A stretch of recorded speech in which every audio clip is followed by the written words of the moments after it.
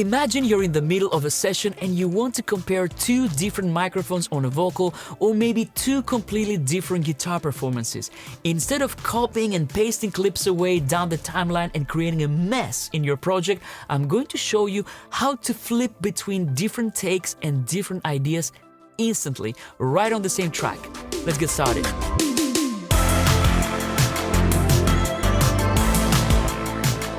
Let's take a scenario that is very, very common. For example, right here I have recorded a synth bass line. Let's have a listen. Don't worry, it's okay. Get it away and drive me home.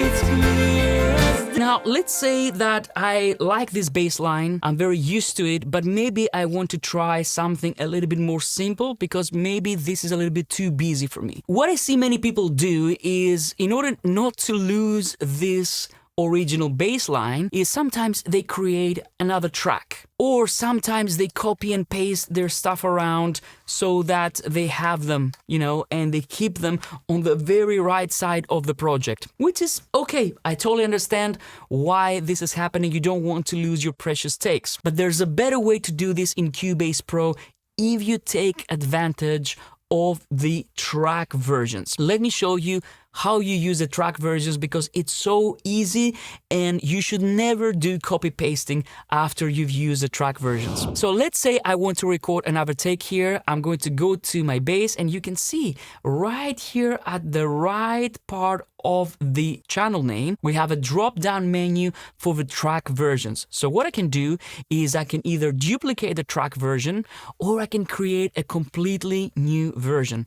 If I click new version, you will see that boom, I have a brand new empty track. I can start recording, and actually I'm gonna do this right now. Don't worry, it's okay.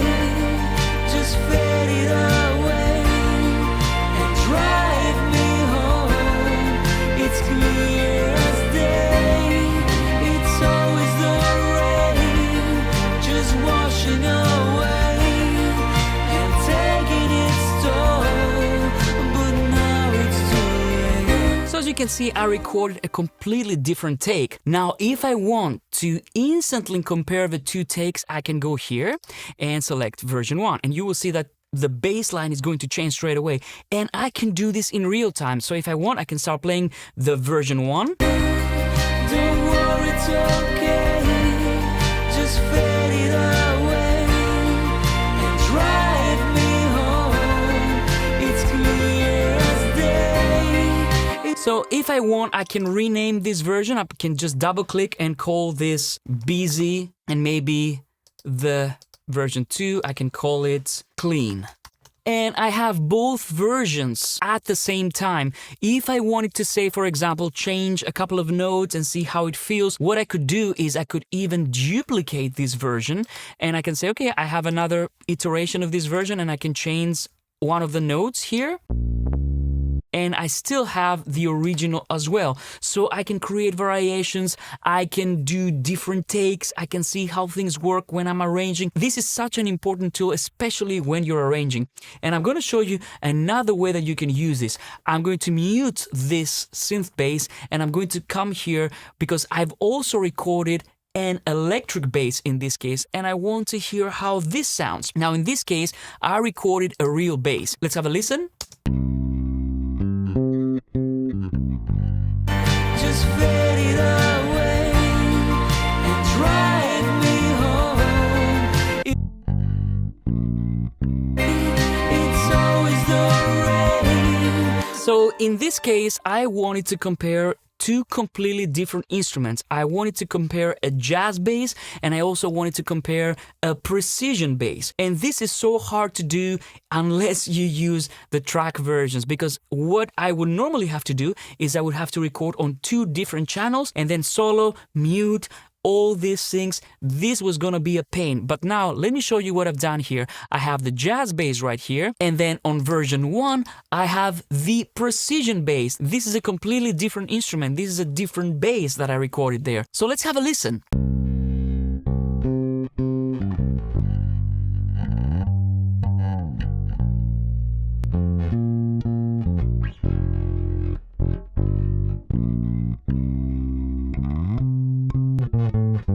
And you can see how seamlessly I can flip between the two bass sounds, the two completely different instruments. But in my opinion, one of the most important and useful things is that I can listen to this right now in the context of a mix without having to do complex solo, unsolo, muting and all these things. I can actually unsolo my track, and now I can listen to the precision and the jazz bass and then choose which one feels better. Don't worry, it's okay.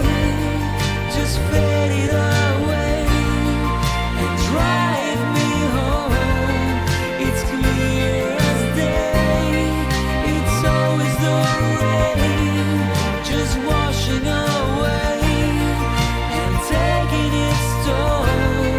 But now it's too late. And the other great thing is that now if I, let's say, want to add a little bit of compression, a little bit of EQing, I can see how these two bass sounds respond to this processing and see if, for example, the jazz bass in this case is a little bit more mellow, because this jazz bass also has flat wound strings, so it is a little bit more mellow.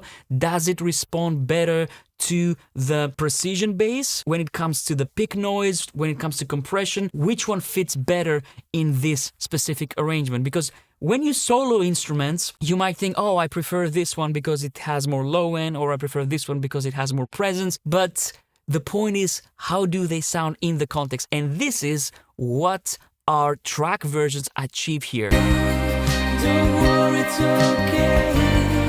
Just fade it away and try.